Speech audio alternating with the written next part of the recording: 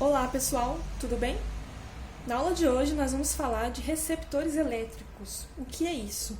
Bom, a gente está dando continuidade aí ao que a gente tem visto na aula de gerador elétrico, certo? O gerador, ele gera aí energia elétrica e o receptor vem justamente para se juntar, né, dentro de um circuito aí com o gerador para desempenhar certos papéis.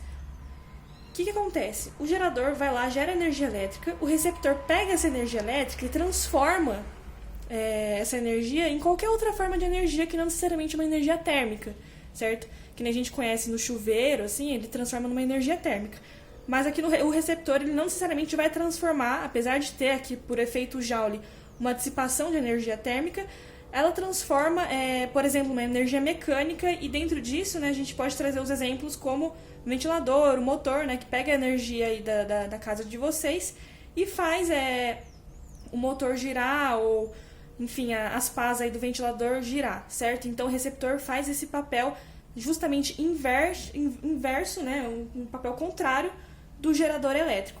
Inclusive aqui na nossa representação do receptor é exatamente bem parecido com o gerador, só que o que acontece no gerador elétrico, né, a corrente ela vai do polo negativo para o positivo, e no receptor é justamente o contrário, a corrente ela passa do polo positivo para o negativo, e aí a gente também tem, como no gerador, uma resistência interna, e aqui, ao invés de ser força eletromotriz, a gente tem a força contra-eletromotriz.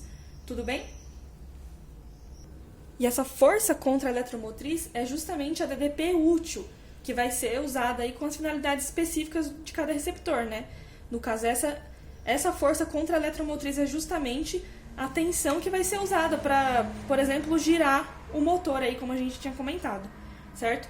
Bom, agora a gente vai ver um caso, um exemplo, né, de um exercício para conseguir entender como que funciona essas duas coisas juntas dentro de um circuito. Então aqui tem um exemplozinho bem tranquilo para a gente conseguir entender como que essas coisas se associam.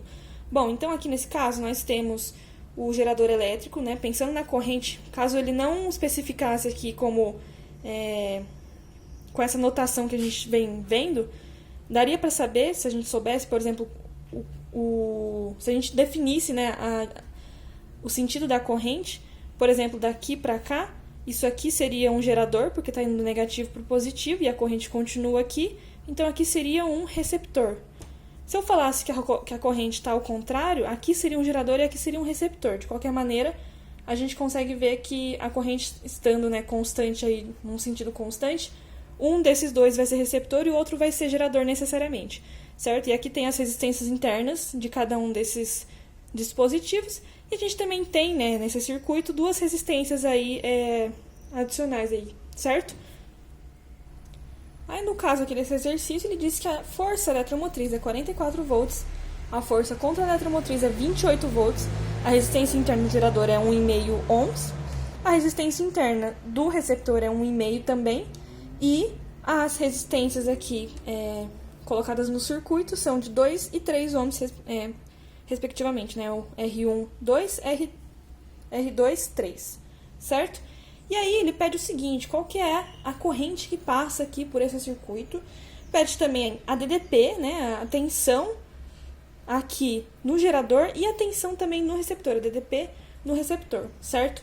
E aí, o que a gente tem que fazer para começar a desenrolar essa questão aqui? Primeira coisa interessante de se fazer é calcular a resistência equivalente desse circuito. E na resistência equivalente, para a gente calcular ela, a gente leva em consideração também essas resistências internas aí. Então, seria a soma, como está todo mundo em série, a soma de todas essas resistências, R e R', certo? Bom, somando tudo isso, né, tendo os valores aí que a gente tem aqui para as resistências, aqui 1,5 com 1,5, 3, com 2, 5, com 3, 8. Então, a gente tem que a nossa resistência equivalente é 8 ohms, certo? Bom, o que a gente precisa observar aqui? No caso, se não tivessem essas duas resistências, o que aconteceria? A gente teria só as resistências internas do gerador e do receptor, certo? Beleza, quando a gente não tem essas resistências, a gente considera quer dizer, a gente consideraria, né, que a DDP fornecida pelo gerador, ela é a mesma DDP no receptor, né? Nesse caso, a corrente permaneceria constante. E no caso da DDP do gerador ser a mesma, né, do receptor, a gente teria a seguinte situação. Que é o seguinte, no gerador a gente tem a equação lá, né, a equação do gerador, que a DDP total vai ser a DDP útil vai ser a total menos a dissipada ali no resistor, na resistência interna, certo?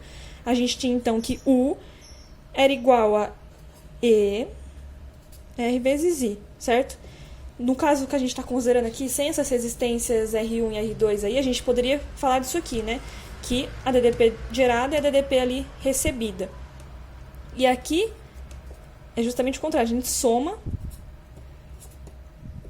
dessa maneira, certo? Fazendo aqui uma manipulação, a gente sabe que isso aqui aconteceria a seguinte coisa, certo? E aí a gente pode trazer essa ideia para cá para conseguir achar a corrente. Porque nesse caso aqui, a corrente é constante. E o que a gente tem aqui também é uma corrente constante. Então, a gente vai aplicar essa ideia aqui, né, como se não tivessem esses dois resistores. Através dessa ideia aqui, a gente vai conseguir encontrar a nossa corrente. Veja. Bom, temos então que soma aqui das resistências internas, né, porque elas estão em série, vezes a corrente. Ó, a gente sabe que a nossa força eletromotriz é 44, a força contra a eletromotriz é 28, mas aqui nós temos as resistências, então, né, 1,5 mais 1,5.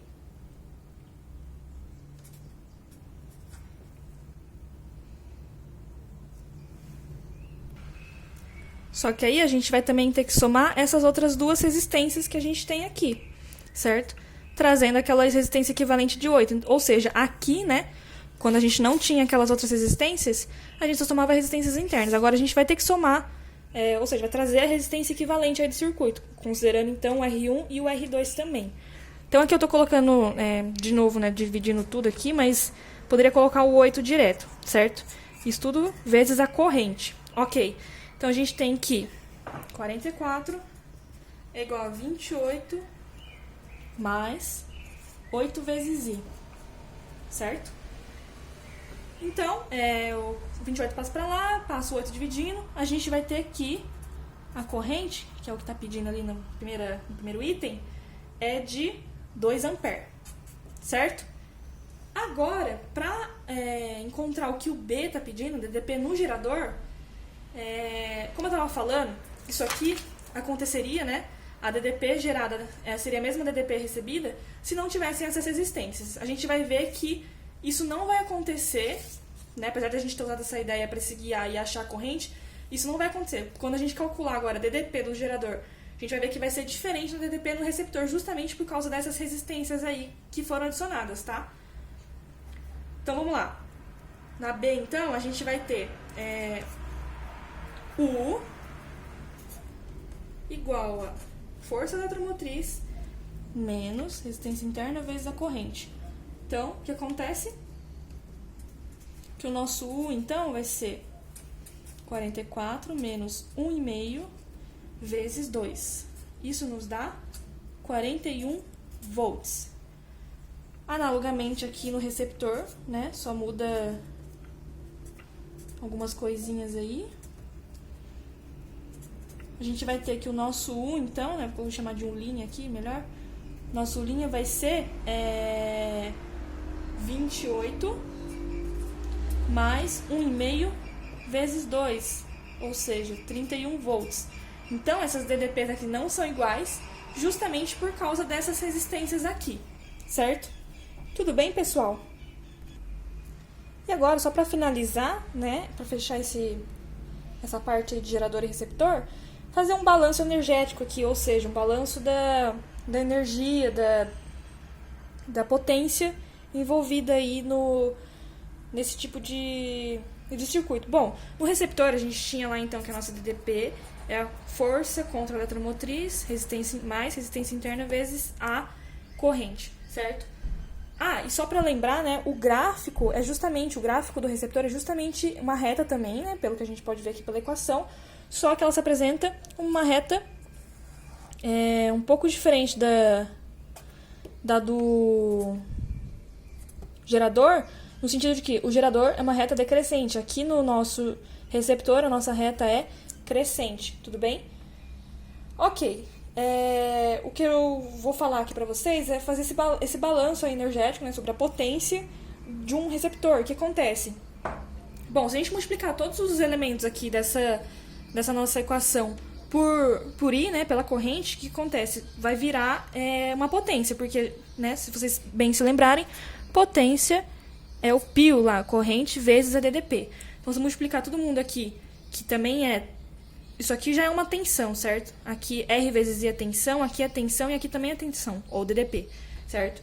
Então, vou multiplicar todo mundo por I e eu vou encontrar uma relação entre as potências totais, úteis e dissipadas, tá? Então, veja, aqui a gente teria, vou chamar de U' vezes I igual a força contra a eletromotriz vezes I, R' quadrado, certo?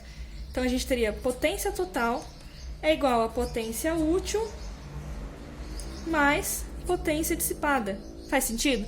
Toda a potência que eu tenho, eu vou usar uma parte e outra parte vai ser dissipada, ok? Dentro disso, a gente pode pensar também na relação de eficiência, ou seja, por exemplo, na eficiência do meu motor elétrico.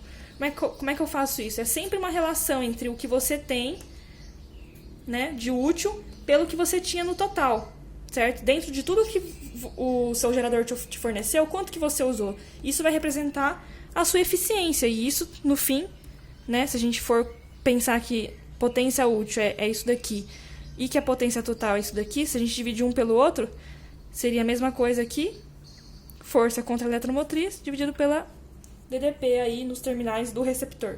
Tudo bem, pessoal? Então, assim você calcularia a eficiência desse receptor, ok? Por hoje é só e até a próxima!